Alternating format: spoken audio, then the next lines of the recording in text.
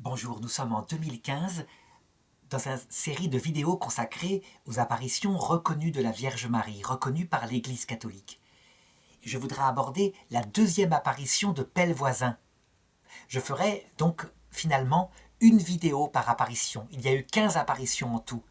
Et ceci permettra, je dirais insensiblement, de vivre avec Estelle la lente guérison et ensuite les autres épreuves de sa vie. Donc cette pédagogie de la Vierge à Pelle Voisin. Donc on le sait, Estelle était mourante, le médecin avait annoncé sa mort, et la Vierge lui apparaît une première fois pour lui dire « N'aie pas peur, mais je vais prier auprès de mon fils, et il te sera dit si tu guériras ou non. » Le lendemain, la deuxième apparition a lieu. C'est donc dans la nuit du 15 au 16 février 1876. Voilà comment Estelle Faguette décrit les choses. La seconde nuit, je revis le diable. Donc de nouveau, comme la première fois, il y a d'abord cette présence du démon, qui est tellement nécessaire en ce sens que, sur terre, par ses persécutions, il nous apprend la patience et à vaincre les épreuves en nous mettant des angoisses. Sans le vouloir, lui ne veut que le mal. Il nous façonne un cœur fragile, un cœur errant. Et à l'heure de la mort, lorsqu'il apparaît, il présente aux hommes l'autre choix alternatif, celui de l'enfer, celui de la liberté poussée jusqu'au mépris de Dieu. Donc son rôle est essentiel et permis par Dieu. Et donc il apparaît une seconde fois, cette seconde nuit, et comme la première fois, aussitôt, il est suivi par l'apparition de la Vierge. La Sainte Vierge parut presque aussitôt que lui, et elle me dit « N'aie pas peur, je suis là. Cette fois mon fils s'est laissé attendrir. Il te laisse la vie, tu seras guéri samedi. » On le voit, la Sainte Vierge a donc joué un rôle d'intermédiaire entre le Christ et Estelle. Elle a joué un rôle de prêtre. L'intermédiaire, c'est le prêtre. Ce n'est pas d'abord le sacrificateur, ça c'est le sacerdoce de l'Ancien Testament. Mais le médiateur, c'est le rôle du prêtre. Il porte les prières de l'homme vers Dieu et il donne à l'homme la réponse de Dieu. On voit cette action qui est faite dès l'Ancien Testament dans le livre de Tobie. Et là, le prêtre, c'est l'ange, l'archange Gabriel. Il a vu la prière de la petite Anna qui demande à mourir tellement elle est désespérée que tous ses maris soient tués par un démon avant qu'elle ait pu s'unir à eux. Eh bien, l'ange porte la prière vers Dieu et est envoyé vers elle pour la guérir de cette possession démoniaque. Ici, c'est la Sainte Vierge qui joue ce rôle. On pourrait se poser la question, mais le Christ n'est-il pas le seul intermédiaire entre Dieu le Père et l'homme? La réponse est oui, mais sa médiation, sa rédemption, ce qu'il a réalisé à la croix, consiste justement, parce qu'il est le seul médiateur, à faire de nous des médiateurs. En fait, quand le Christ dit dans l'Évangile « N'appelez personne mon Père, car vous n'avez qu'un seul Père, celui qui est dans les cieux, et n'appelez personne mon guide, parce que seul votre Père est votre guide. » On pourrait dire que ça s'oppose formellement à ce qui se passe ici. La Sainte Vierge a joué le rôle de médiatrice. En fait, voilà comment il faut comprendre ces paroles. Toute paternité vient du Père, c'est vrai, mais ça ne veut pas dire que cette paternité source de tout ne soit pas source de paternité. La première chose que fait Dieu lorsqu'il crée Adam et Ève, c'est de leur dire « multipliez-vous ». Et donc il fait d'eux un père, une mère. Mais leur paternité, maternité vient de Dieu. C'est ça que ça veut dire. Et bien pareil au niveau de la vie spirituelle. La Vierge Marie, ayant renoncé à tout, s'étant abaissée plus que tout devant Dieu, étant arrivée à l'heure de sa mort, avant sa résurrection, en pensant qu'elle était digne de rien, il l'a élevée et il a fait d'elle la mère et la prêtresse véritable, qui prend les prières de ses enfants et qui les mène vers Dieu. Alors une objection pourrait se poser. Elle est prêtre? Mais non, les prêtres sont des hommes, ils sont ordonnés, et le pape Jean-Paul II précise bien, seuls des hommes peuvent être ordonnés. C'est le dernier dogme, on peut dire un repère dogmatique donné par l'Église sous le mandat de Jean-Paul II comme pape. En fait, il y a deux sacerdoces. Il y a un sacerdoce royal, qui consiste à régner sur le cœur de Dieu parce qu'on s'est fait son épouse, parce qu'on l'aime. On est comme la chérie d'un homme qui règne sur son cœur parce qu'il ferait tout pour elle. Ça, on peut dire que le couple humain est à l'image de ce qui se passe, même s'il n'y a pas cette dimension physique, c'est une dimension spirituelle. Marie est la reine du cœur de Dieu, et donc elle a le sacerdoce royal des fidèles que nous-mêmes nous posséderons. Plus nous nous abaisserons, en reconnaissant que nous ne sommes rien et que Dieu seul compte, plus il nous élèvera et nous aurons tout pouvoir sur son cœur. Et puis d'autre part, il y a le sacerdoce ministériel, qui est pour le temps de cette terre. Jésus choisit certains prêtres, certains hommes, uniquement hommes, pour agir en sa personne, puisqu'ils se cachent pour le moment. Et donc, comme ils doivent le représenter lui, ils sont exclusivement hommes. Ils célèbrent la messe, et ce n'est plus eux qui vivent. Ils le font in persona Christi, dans la personne du Christ. Lorsqu'ils donnent l'absolution, dans le sacrement de pénitence, ils disent « Je te pardonne tes péchés au nom du Père et du Fils et du Saint-Esprit ». Le « je », c'est pas moi, prêtre, c'est le Christ qui parle. Et donc, pour que cette geste sacramentel soit faite, seuls les hommes sont choisis. Les femmes auraient été bien plus dignes de ça. Et Sainte Thérèse de l'Enfant Jésus avait la vocation d'être prêtre selon le sacerdoce ministériel, mais elle y renonce. Pour entrer dans un sacerdoce bien plus grand et éternel, elle dit « Puisque j'avais toutes les vocations en moi, dans le cœur de l'Église, ma mère, j'ai choisi la plus grande des vocations, je serai l'amour. » C'est le sacerdoce royal, c'est ce qu'a fait Marie. Elle a pris la prière d'Estelle, elle l'a portée auprès de son fils, et son fils s'est laissé attendrir. Ça veut dire que lui, s'il n'avait agi que comme père d'Estelle, père de son salut éternel, eh bien, il lui aurait envoyé l'épreuve qu'elle redoutait au-dessus de tout au point de vue humain. Il l'aurait emportée au ciel. Elle ne voulait pas, parce que son devoir, elle estimait que c'était d'être auprès de ses parents, qu'elle allait mourir dans la misère, qui n'arrivait pas à s'en sortir financièrement, tout simplement. Ils ne savaient pas s'en sortir, le père s'était ruiné, ça les angoissait complètement. Et elle, petite Estelle de 33 ans, par son travail, elle les aidait. C'était son truc, son inquiétude humaine, légitime et bonne. Si le Christ avait agi comme père, il l'aurait emmenée au ciel, elle aurait dû faire un acte de confiance déchirant. Et on peut dire que cet acte l'aurait peut-être tenté de ne pas partir directement vers le ciel, mais de rester comme âme auprès de ses parents pour voir ce qu'ils devenaient, pour les aider au maximum. C'est une épreuve terrible. La Sainte Vierge est intervenue auprès du Christ et a obtenu que le chemin se fasse plus doucement.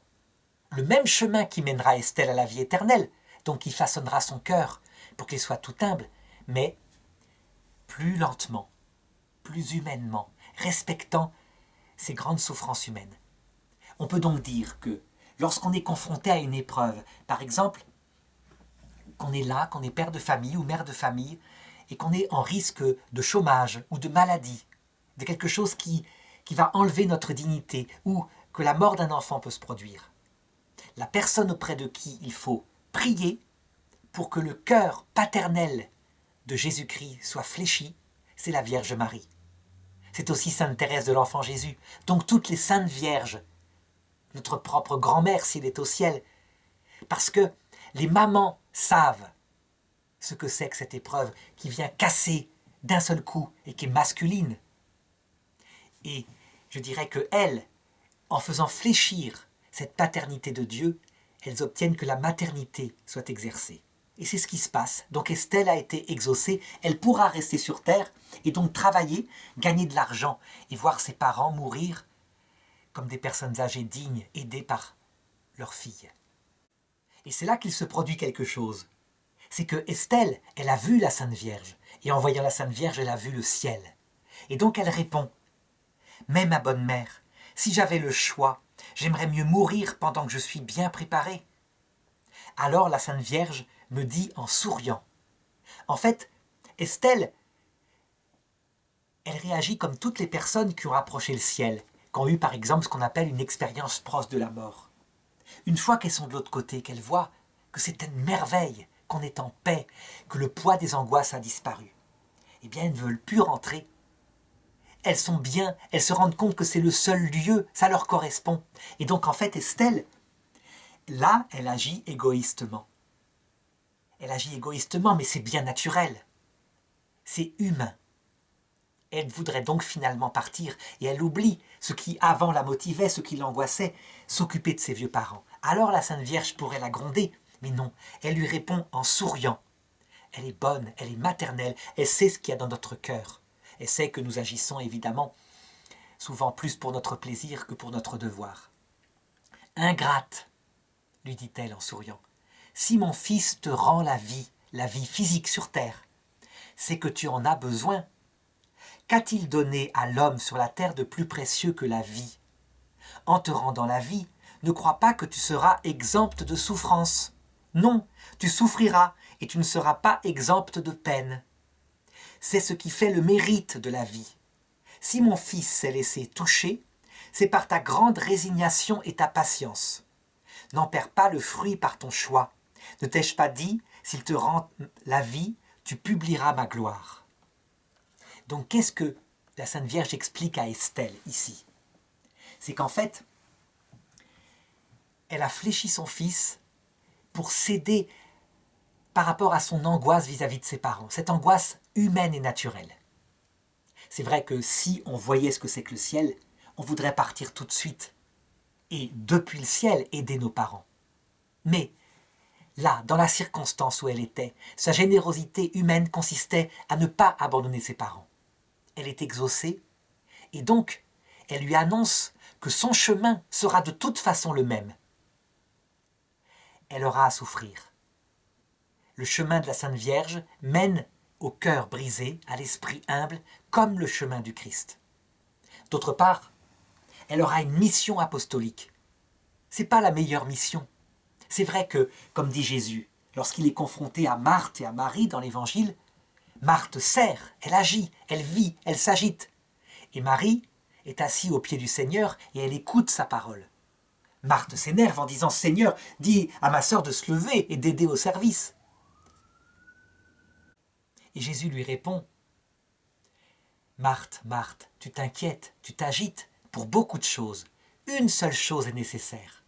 Marie a choisi la meilleure part, elle ne lui sera pas enlevée. » Ça veut dire qu'en fait, par sa prière, Estelle a choisi la moins bonne part. Elle va rester sur terre, elle aura une mission apostolique, des combats. On la ridiculisera. La Sainte Vierge la préviendra dans d'autres apparitions. Mais il faut qu'elle le fasse. C'est nécessaire, pour le bien des autres.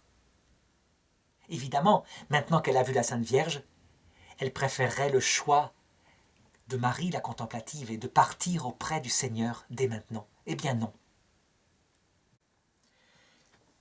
Je crois que par rapport à notre propre vie, quand on a charge d'âme, par exemple qu'on est père ou mère de famille, et qu'arrive la possibilité d'un malheur, je pense que notre prière doit être la même que celle d'Estelle. Seigneur, écoute ta mère et ne m'envoie pas cette épreuve. Maintenant, j'ai une responsabilité. Ne permets pas qu'il m'arrive ce malheur. Par contre, lorsqu'on n'a pas charge d'âme, qu'on est moine ou qu'on est solitaire, dans beaucoup de souffrance et d'angoisse, célibataire, le fait de prier la Sainte Vierge pour pouvoir partir très vite est une prière qui peut être faite.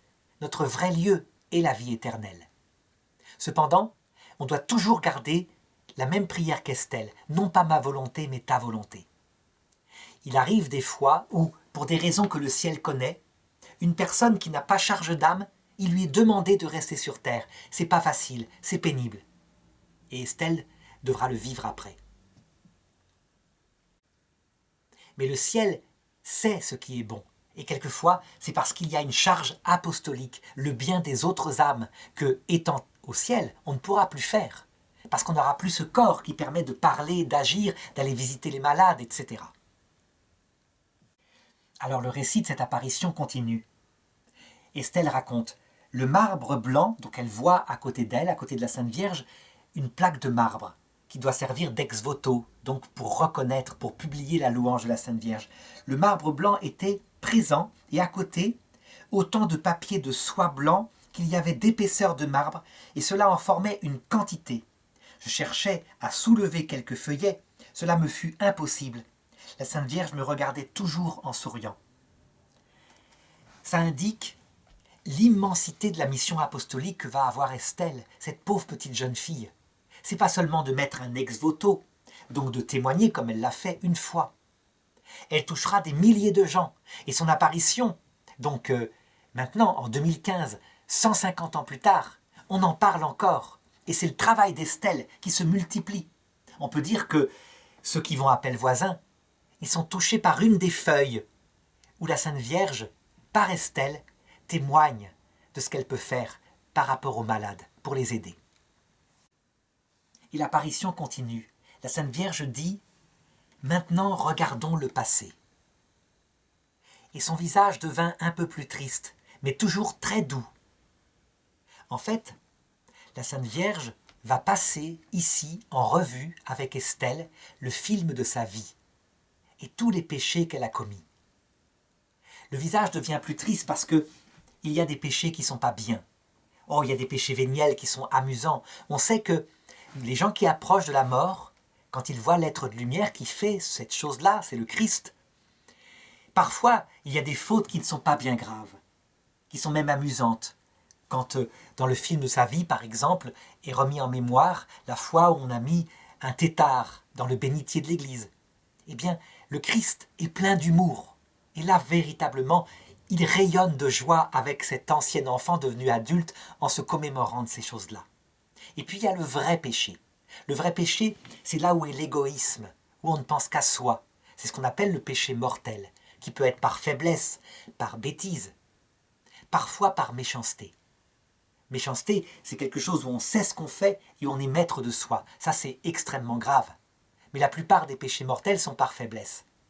Donc la Sainte Vierge devient plus triste parce qu'elle fait la vérité. On peut dire que cette vision de notre vie, c'est la préparation au jugement dernier que va vivre Estelle. Mais elle précise que son visage est très doux. En effet, il ne s'agit pas de regarder les péchés passés et de condamner, de montrer du doigt. Ça, c'est ce que fera le démon. La Sainte Vierge, qui est une avec le Christ, elle se fait notre avocate. Elle comprend parfaitement. Elle sait ce qu'il y a en nous. Je dirais même qu'elle est pleine de miséricorde devant notre misère, parce que nous, dans ces moments-là, on est plein de honte. La question qui peut se poser, c'est est-ce que la Sainte Vierge a regardé avec Estelle les péchés qui avaient été pardonnés lors des confessions précédentes? Certains disent non, ils sont oubliés, ils ont été pardonnés par l'absolution, ils ne reviennent plus à la mémoire. Je pense qu'ils se trompent.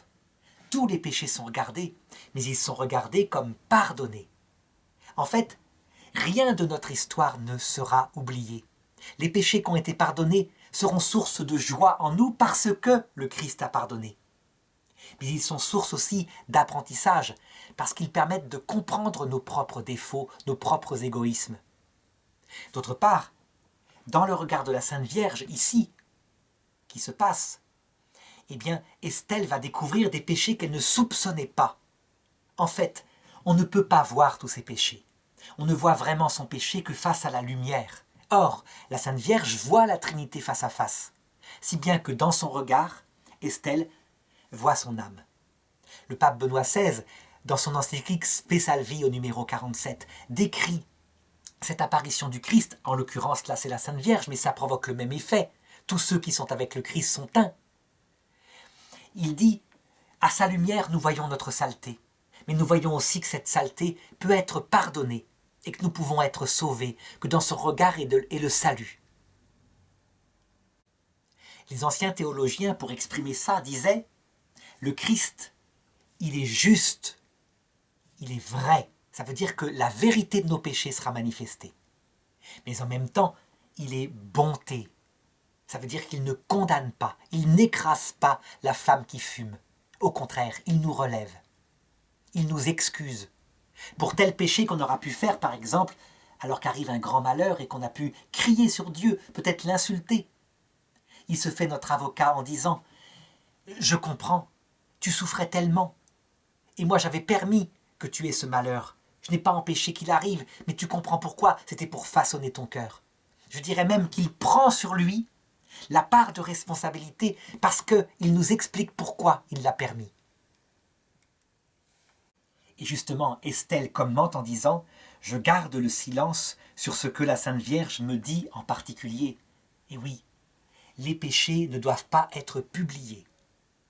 Lorsque le prêtre au nom du Christ reçoit la confession, son devoir, au risque d'excommunication majeure, qui ne peut être levé que par le siège apostolique, c'est de garder le secret de confession de manière absolue. Il ne peut rien dire, il ne connaît rien, il est comme le Christ. De même, à chaque fois que dans les apparitions de la Vierge, quelque chose ne concerne que l'âme de la personne, donc en l'occurrence ici Estelle, elle garde le silence, et le silence est absolu entre la Sainte Vierge et elle.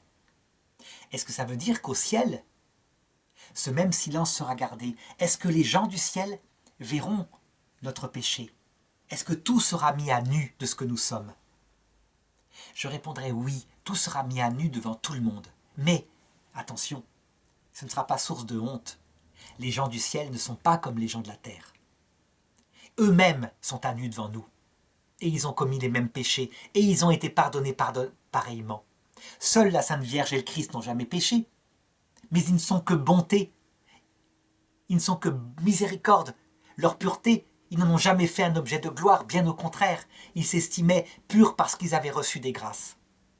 Donc, une extrême miséricorde de la part de la Sainte Vierge, et une compassion, une communion, dans la même salissure qu'on a vécue pendant sa vie par tous les saints. Si bien que tout sera révélé sur tous, c'est ce qu'on appelle le jugement général. Estelle continue et elle dit « Je dirais seulement que la Sainte Vierge me fit de graves reproches que j'avais bien mérités.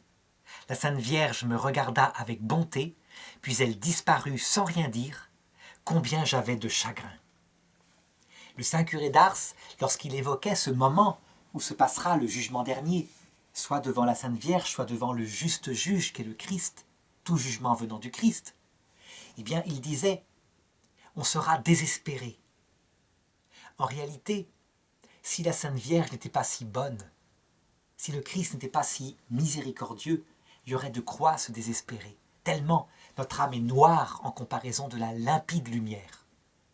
Mais comme ça se passe dans une bonté totale d'une maman qui nous comprend, un peu comme une maman de la terre qui recevrait son enfant qui vient d'aller jouer dehors et qui est plein de boue, eh bien, elle le lave et elle comprend, elle a été elle-même enfant. Donc, elle a beaucoup de chagrin parce qu'elle a vu son péché, mais en même temps, beaucoup de consolation parce qu'elle sait à quel point elle est pardonnée, comprise et aimée.